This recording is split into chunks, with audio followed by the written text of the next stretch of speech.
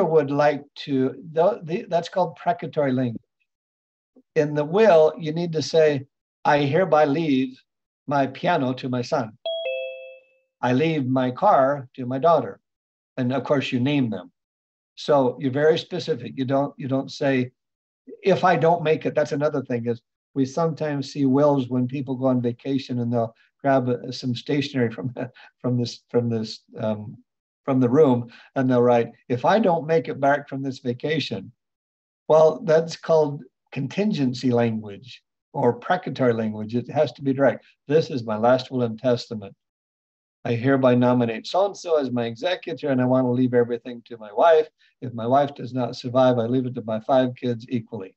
Now, the will is the most common misunderstood document of every document I'm going to share with you tonight. It is the most common misunderstood because you'll notice that I did not say that the will avoid a trip to court. In fact, I said exactly the opposite.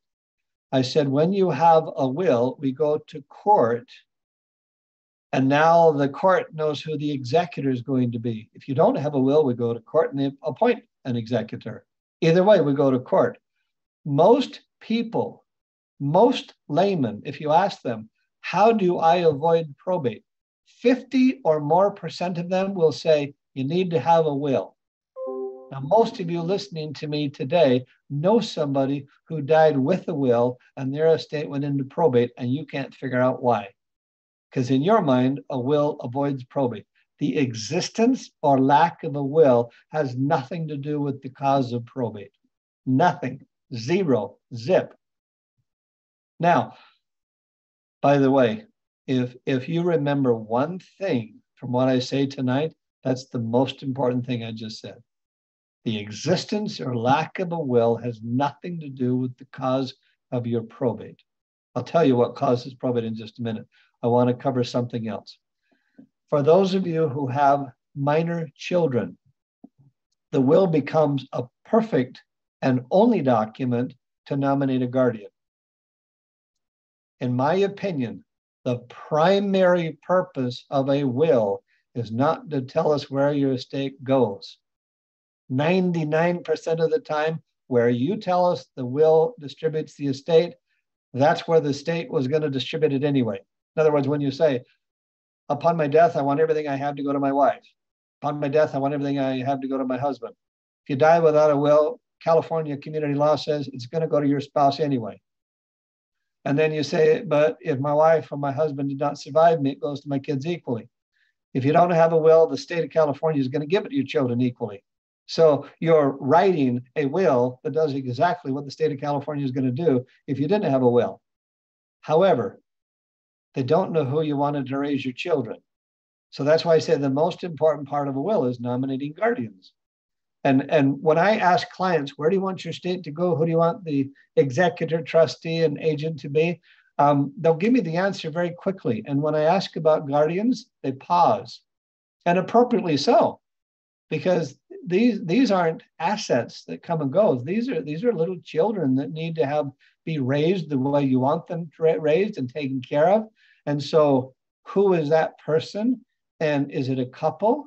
And if you name a couple, if that couple gets a divorce, does that couple still serve as the guardian? Or do you name somebody else as an alternate? That language all goes in the will. And by the way, this doesn't happen that often, but sometimes we see nomination of guardians in the trust. That's wrong. That's a huge mistake. Guardians always are nominated inside the will. Always, always, always. That doesn't mean you triggered probate. As I said, the will doesn't trigger probate. Something else does. So I'm going to go to number 5 very quickly because we're going to have a lot of questions on this. Number 5, the problem is not where does the estate go or who's in charge of it. The problem under number 5 is probate. And all of you have heard about probate. So let's talk about it. Now, I have to clarify something. The problem is technically not probate. Unless you understand what I'm going to share with you now, you will end up in probate. The problem is not probate. The problem is we need a deceased person's signature. We need a deceased person's signature. And you say, well, what are you talking about? Let me give you an example. Those of you online tonight probably have a checking account. That checking account necessitates your signature in order for the check to be valid. You write a check, you have to sign it. Try using a check without signing it. Some of you have tried that. It doesn't work. The check comes right back to you. You got to sign it. Let's get a little bit more complicated. If you have a piece of real estate and you want to sell it, we need to get your signature on a deed. And unlike the signature on a check, we need to get that notarized. That's a major transaction. So the state of California and every other state that I know of says we need to have that signature notarized to make sure that is in fact the person who's transferring the property. So if I have a will and the will says, upon my death, remember in my example, my wife already passed away. So the property is in my name and my will says, I name my son as the executor. I name my 5 children as the beneficiaries. You know who's in charge. You know who the beneficiaries are. If the deed to the property is in my name, I will go through probate. My estate will go through probate. I'm gone, but my estate will go through probate. Why? Because you needed my signature on the deed, and you can't get the signature of a dead person. Now, it gets worse. Let's pretend that I have a house and the house is worth $500,000. And I bought the house for $600,000, but I got hit with high interest rates and the value dropped to $500,000 and I have a mortgage on it for $500,000. My net value is 0. What is my value for probate purposes? $500,000. Probate fees are based on the gross value of the estate. Say it with me. That's gross. That'll help you remember that. $500,000 value on the home, mortgage of $500,000. That says my equity is 0 for probate purposes. $500,000 is what the value of my estate is. Just looking at the house, ignoring everything else. Now, why is that a problem?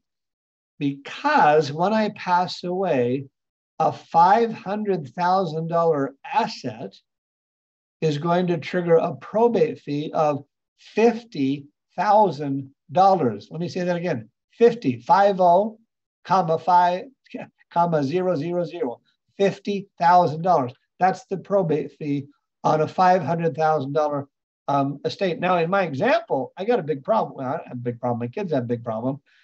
If they have a house that's worth $500,000, they have a mortgage that's equal to $500,000. Where are they going to get the money in order to pay the attorney, the court costs, the appraisal fees, all these executive fees? Where are they going to get the money to pay that? And the better question is, where are they going to get anybody that will represent them?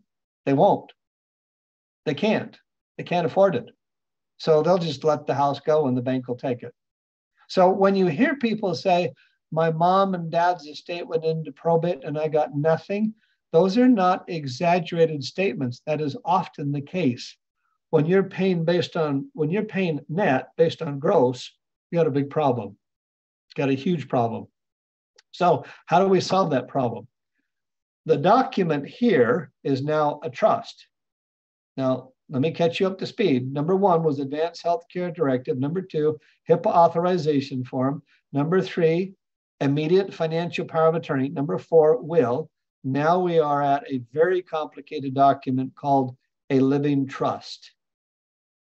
So, first question, how do I know whether I should have a will or should I have a trust? The answer is, do you want to avoid probate? To which you say, well, my estate is not that large. To which I say, is it worth more than $184,500? Write that down. $184,500. What is that number? If your estate is below $184,500, if it's below that number, you do not have a probate. You also don't own a house. If you do, and you really believe it's worth that, call me after the program. I want to buy it sight unseen. I don't care what condition it's in. So the bottom line is, if you have a probatable estate, that means it's above 184,500, and it has your name on it, and we need your signature when you die, you're going to have a probate for your heirs. Now, some of you who are married say, well, wait a minute. My house is in joint tenancy with right of survivorship. My house is in community property with right of survivorship. You don't need my signature in that situation, do you? And the answer is no, we don't. If you own a piece of property in joint tenancy with another person, or if it's in community property with a different person with right of survivorship, your death does not necessitate your signature. It automatically transfers to this person, not because they had a will, but because they had community property and or joint tenancy with right of survivorship. When this person dies, we need their signature. We can't get their signature. They end up in probate. And that's kind of a problem, because if this surviving spouse says, well, gee, I avoided probate when my husband died, and it was because of the will, it had nothing to do with the will, it had to do with joint tenancy and community property, and the transfer took place because of that, well, this person no longer has joint tenancy or community property, so now they head toward probate. When does it happen? When they die. Remember what we talked about? Test the document. You die to test it. So how does the trust work? The trust has 3 elements to it and 4 parts. So let me explain the 3 elements. Number 1, the document itself is called a living trust. It is a revocable living trust. Sometimes an attorney will get fancy and call it inter vivos. Inter vivos is Latin for living. Same thing. Living, revocable, inter vivos trust. So that's the document. Number 2, the person who hires the attorney to prepare the document and give the attorney directions on how the document should be drafted, who's the beneficiary, who's the trustee, that person is called the trustor. Trustor, O-R. In that same document, the trustor usually nominates themselves as a trustee because they're not dying right now. But when it happens, they're ready for this event to happen. So we create a document called a trust. We have a trustor who hires the attorney to prepare it. And then we have a trustee who is the manager of the assets in the trust. When you're done, you own nothing. That sounds kind of scary, but you control it. You just don't own it. Why? Because ownership and death equal probate, because we need your signature. But if the trust owns it, the trust doesn't die. So if I name myself as trustee and then I die, well, don't you still need my signature? No, because the trust says I can't be a trustee if I'm dead. And there's an alternate. That happens to me, my son. Or what if he dies with me? Then my other son is his backup. Well, what if he dies with me? Then my oldest daughter, my next daughter, my youngest son, all the way through. I've got 5 trustees after my wife. So my wife and I are co-trustees. The survivor of us is the successor trustee, then son, son, daughter, daughter, son. What happens if they all die? Well, first of all, I don't really care what happens if they're all gone. I mean, that's really sad, but I have grandchildren, so yes, I do care. In the document, it says, if you have run out of trustees chosen by the trustor, then the then living beneficiaries or their guardians can choose another successor trustee. Why is that important? Keeps us out of court. Now, here's the problem. Well, first of all, before I go through the problem with trust, do we have, I'm going to take 5 questions on this trust, and then I'm going to go to a different area, which is really important. We want to cover this before we're done. So, okay, we have 4 questions in the chat, so I'm just going to go right through. Can the grandparent add the grandchild on the will for the house without leaving it for her children? We were told that we couldn't skip a generation. Trying to confirm. Okay, so that's tricky. Can you leave your estate to a grandchild and bypass a child? Yes, you can. There are ramifications of doing this. First of all, this is literally Pandora's box because there's a whole bunch of issues here. First problem is if it's your personal residence and you bypass your children and leave it to the grandchildren, and your children are alive when that event happens, the property on the property tax will get reassessed. There's a property tax rule that says if you leave your house, your personal residence, to your children, and one of those children occupies the house within 1 year of your death, there's no reassessment. If you transfer it down to grandchildren, there will be a reassessment on the property. Now, so does that mean you can't do it? It doesn't mean you can't. You can, but there's ramifications. Now, there's a second issue. There's this thing, and I'm going to get into this in just a minute, but it has to do with the tax. The IRS doesn't like you to skip your children because what they want you to do is leave the estate you have to your children. That's a taxable transfer. And then they want to have another tax when the children transfer it down to their children. So get taxed when you die and taxed when the children die. If Bill Gates skips his children, that makes the IRS mad because they missed that inner tax there. So they have this thing called a generation skipping transfer tax. Your estate has to be kind of big, huge, 13 million before you trigger it. Now, I say 13 million in hesitation because that's the number right now. They change that number every year. But that's getting into the taxes, which I'm going to cover in just a minute. So the answer to the question, the short answer, which is too late now, yes, you can skip a generation and leave assets directly to the grandchildren. Yes, you can do that. Beware of the property tax. Beware of triggering the generation skipping transfer tax. Will the power of attorney allow you to bypass probate? Oh, that's a question I get all the time. The answer is absolutely not, because the power of attorney allows this person to sign your name while you're alive. That's a really good question. When you die, no one can sign your name. You have to be alive for the power of attorney to be used. Excellent question. Nope, power of attorney won't solve the problem. So what is the purpose of the power of attorney? The purpose of the power of attorney is to assist management of the estate during disability, not death. Good question. Okay. My late husband passed away. The house is under both of our names. So would I not be able to sell it? Oh, good question. When you say the house is under both your names, you're looking at the deed, and the deed has a deceased person's name on there. And from a legal standpoint, that doesn't exist. Your deceased husband no longer has his name on there. I know the county recorder says it's there, but if you take a death certificate down to the county and you say, this is really odd, my late husband's name is on the deed, and here's a death certificate saying he's gone, they will say, oh, we need to fix that. You sign an affidavit that says, you are the survivor of this joint tenant arrangement, and you're now the only one on the deed. So technically, when your husband passed away, his name came off, unless it wasn't in joint tenancy or community property with right of survivorship. If it was in your name and his name as tenants in common, then that means his half has to go into probate.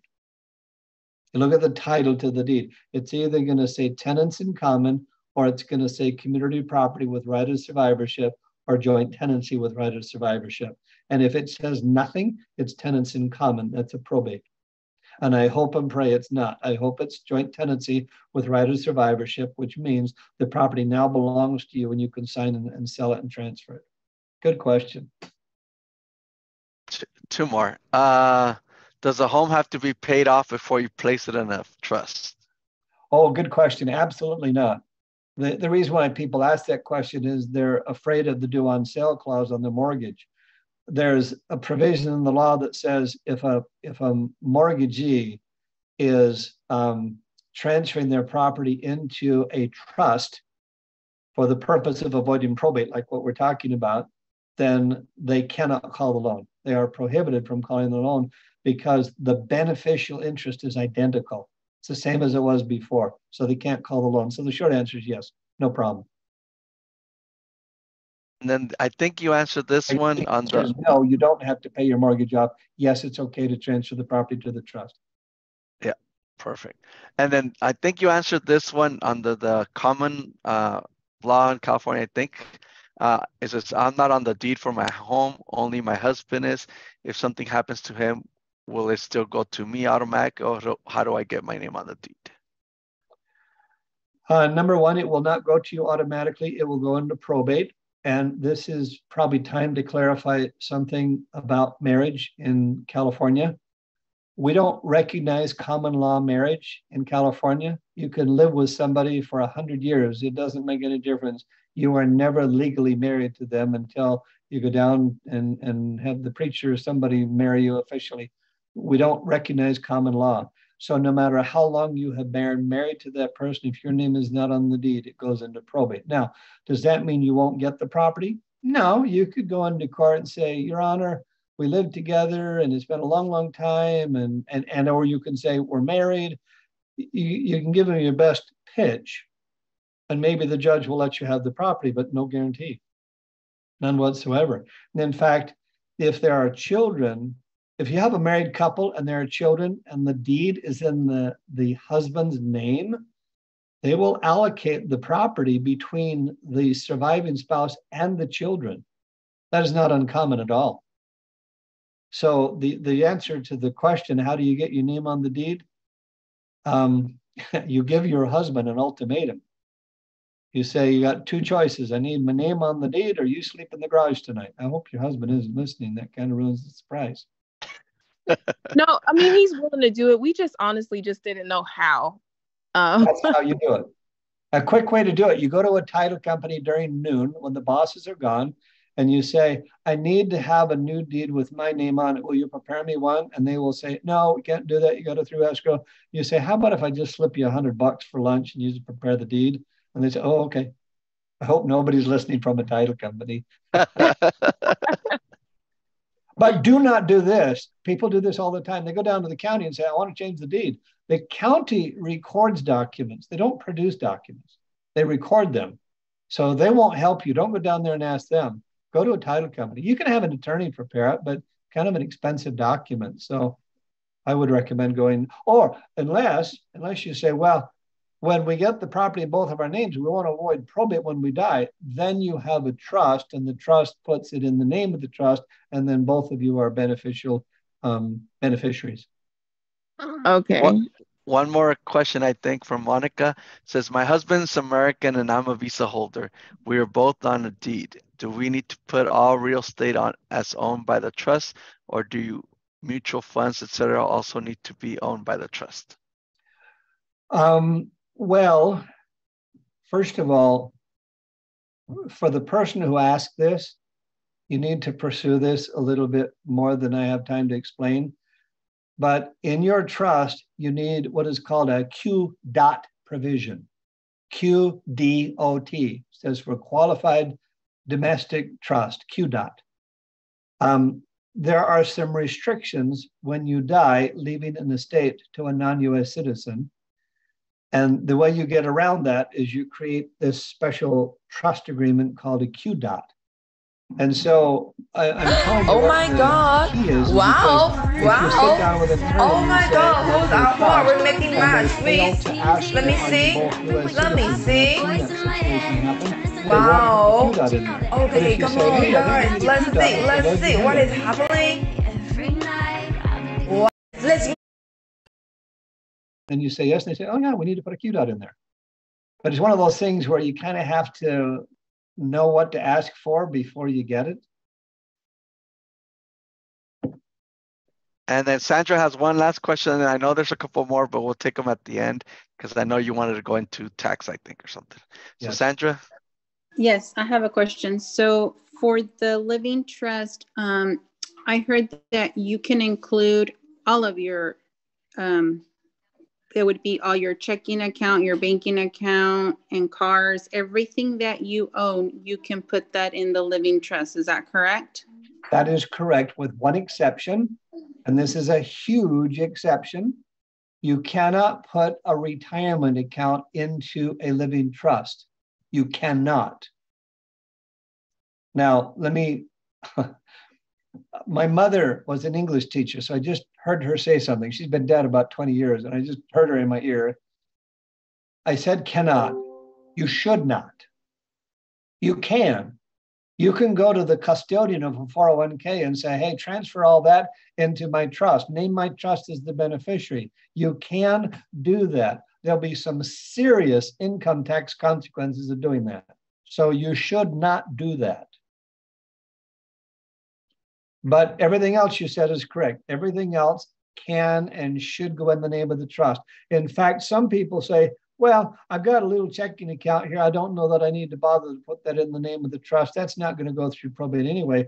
The problem that you end up with is if you become incompetent or disabled and your successor trustee is trying to pay bills and they don't have access to your checking account, that's a huge problem. So I agree with you. And yes, what you've been told is correct. Put everything you've got in the name of the trust, just not retirement accounts.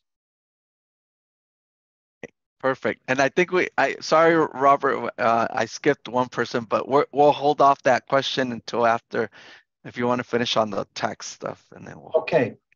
So this next part is for married people. And for those of you who are single, I'll be brief, but it's very important. Married people have two options when they draft a trust. One option will minimize the estate tax consequences of the transfer to their children. But that option will trigger capital gains. I don't know if you got my code here, but this is capital gains over here, and this is the federal estate tax. Now, let me say what I said again. If you draft a trust that avoids the federal estate tax, it will trigger capital gains. If you want to avoid capital gains, that will trigger the federal estate tax. Now, here's the problem. Everybody has capital gains problems. What it means is your estate has grown. Let's just use a house as an example. In California, by the time you buy the house and you're outside of escrow, the house value has grown in most cases. There are a couple of exceptions, but give it a week or two and it's back up where it started from and it continues to grow. So property in California is growing rapidly. That's called a capital gain problem. This is what you bought it for. This is what it's worth when you sell it. That's called a capital gain. If you draft your trust a certain way, you can eliminate the capital gains for your children. You can eliminate all capital gains for your children. You could buy a house for $100,000. It's worth $1 million when you die. There's a $900,000 capital gain. You can draft a trust that eliminates the $900,000 capital gain immediately when you pass away. That will trigger a federal estate tax. So you say, well, wait a minute. So which is worse? Well, it depends. The federal estate tax starts at 40%. Capital gains is 20%. So which is worse? Your initial reaction would be the 40% is worse than the 20%. Not unless you trigger the federal estate tax. You have to trigger it. Everybody has a capital gain problem. Not everybody has a federal estate tax. So write this down, $12,920,000. $12,920,000. That is the amount you must go over before you trigger the federal estate tax. That is the amount which, when you go over, there'll be a 40% tax. Now, some of you are hearing that and you're going, well, that's really cool. $12,900. Wait a minute. You got it. $12,920 is $12,920,000. I said it wrong. $12,920,000. It's getting late. $12,920,000. Now, some of you are saying, not a problem. My estate is not worth $12,920,000, so I'm going to avoid the capital gain. I don't have a federal estate tax. I'm going to avoid the capital gain. Well, that's okay, but you have to die before the end of this year. Because the end of this year, that number is going to change. We don't know what it's going to be next year. So now you say, well, come on, how do we figure this out, Mr. Preston? And I said, well, the way we figure it out is we figure out what day you're going to die, and what year that is, and what Congress has said you can have in your estate at the time. And then we compare that with the capital gains, and then we plan your estate. Obviously, that is ridiculous. So the way you solve the problem, and I cannot emphasize how important what I'm going to share with you is. This is so important. You put language in the document that in English says, I don't know what year I'm going to die.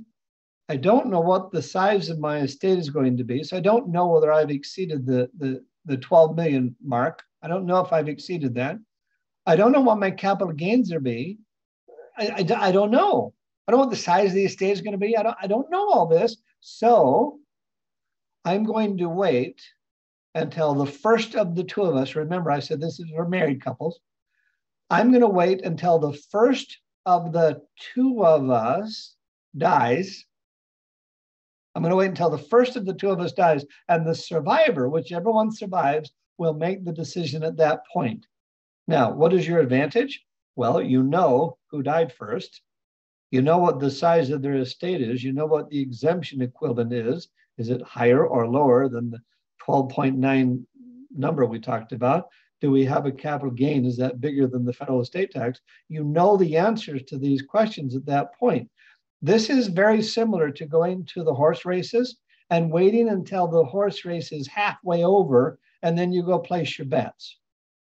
You can't do that legally, by the way. Don't write that down.